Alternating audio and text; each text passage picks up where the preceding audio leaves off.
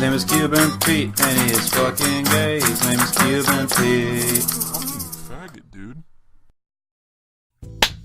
What's up, cunts? It's Cuban Pete, and I'm back at it again with a brand new video on none other than Taric support. First off, I would like to apologize because it's been so long since I put out a new video. I've been getting fucked over by Koreans with computer parts because I'm trying to upgrade my computer to provide some more quality content to all of you who watch me. Basically, I ordered a new processor and motherboard from Newegg, and I didn't realize that when I bought the motherboard, it was through the marketplace, which means it was bought from a third-party company. So it shipped from some hole-in-the-wall sweatshop from California, and it took about a week to get to me. And finally, when it arrived, a friend and I began to install the motherboard and the processor together, and we just kept running into problems.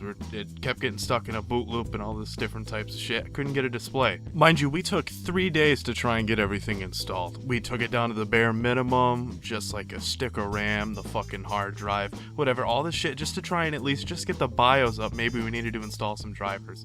Still fucking nothing. On day 3, finally, we just decided to say fuck it. We're gonna tear apart everything and inspect it top to bottom because there's gotta be something fucking wrong with it.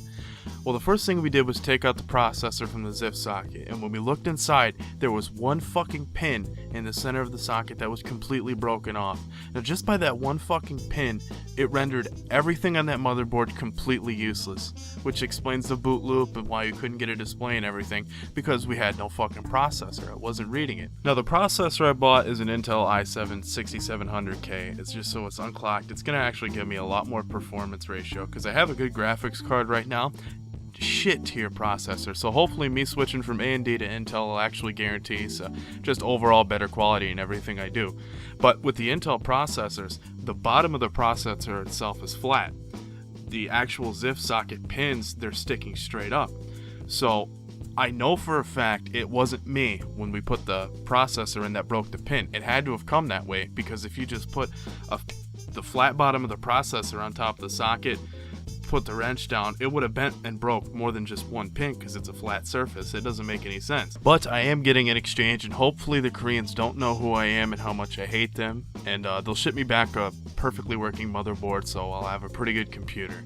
But that's enough of that. Without further ado, let's get into the fucking meat and potatoes of this shit. Let's talk about Taric. Where do I even begin with this fucking fruitcake? Let's start with this fucking skin. This bad boy is called Armor of the Fifth Age, and it turns your guy into a fucking dildo go-go dancer.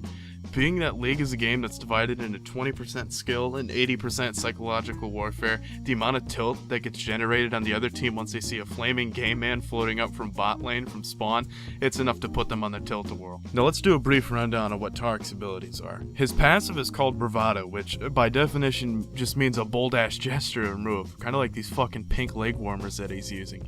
Basically, after he casts any of his abilities, his next 2 basic attacks are super fast, and it reduces the cooldown on his abilities. So hot out of the gate, you already can see that the combo is going to be kind of like the Spellblade ability on Sheen or Lichbane. His next ability is called Starlight's Touch My Butt, and honestly, this is probably his worst ability out of his whole kit. Max this ability last. Just don't think about it too hard, just do it. You'll thank me later, I promise you. His W ability is called Bastion, which should honestly be renamed to Bastard, because this ability is actually a fucking meme when you use it with his other abilities, like his E, which is called Dazzle. Now, Dazzle is an ability that is severely underestimated by everyone who is laning against Taric.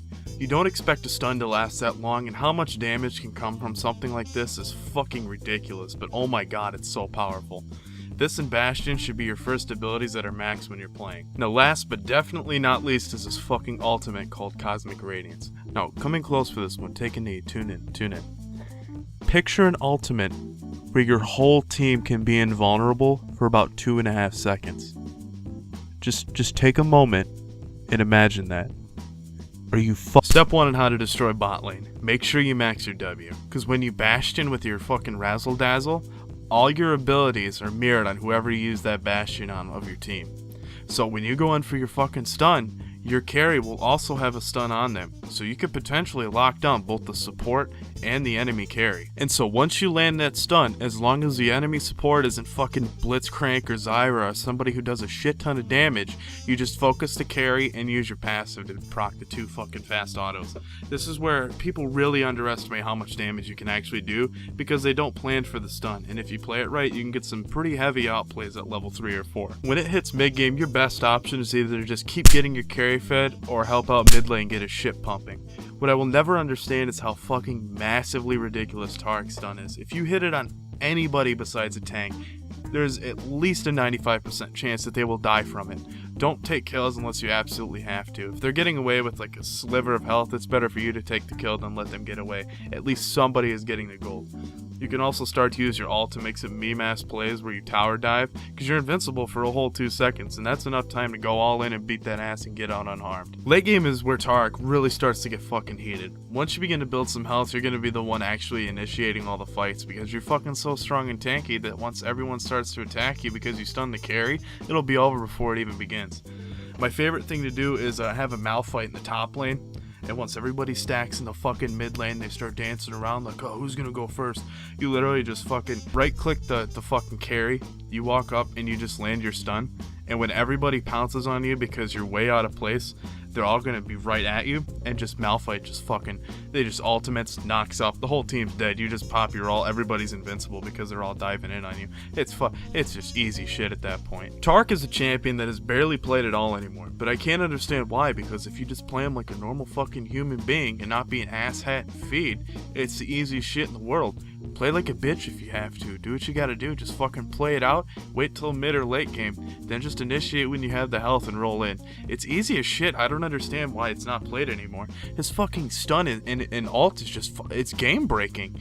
I don't understand it. Why Riot keeps thinking that they can just fucking toss in these moves and then just expect everybody to be okay with it, but I guess Taric's a fucking sleeper champ now. With that all being said, really the only way to build your item set is wait and see what enemy champ in the other team is starting to pop off and build your items completely based around what will counter him.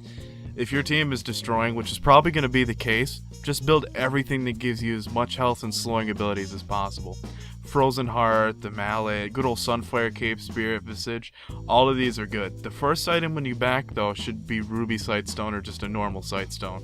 Please, if you're watching this video and you actually play League and you want to get better, use the fucking wards that are given to you for free.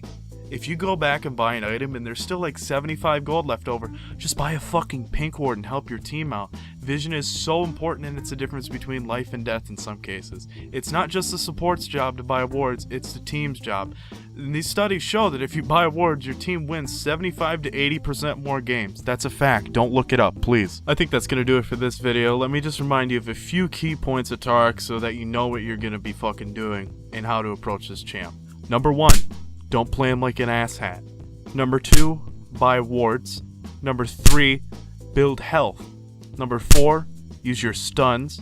And number 5, the most important part of playing Taric, don't make fun of his pink leg warmers. Make sure you guys give this video a thumbs up and smash that fucking like button. Also, while you're at it, fucking punt that subscribe button to help me out and be ready for when I upload some more shitty content. And share this video around with your friends who play a subpar support character and you want them to have a better chance at winning games. Every person who likes this video, I will personally hand deliver them a pair of pink fuzzy leg warmers to keep yourself warm and fashionable in the wintertime. That's going to do it for me. This has been Cuban Pete with another League Lane Spotlight, and I will see you all in the next video.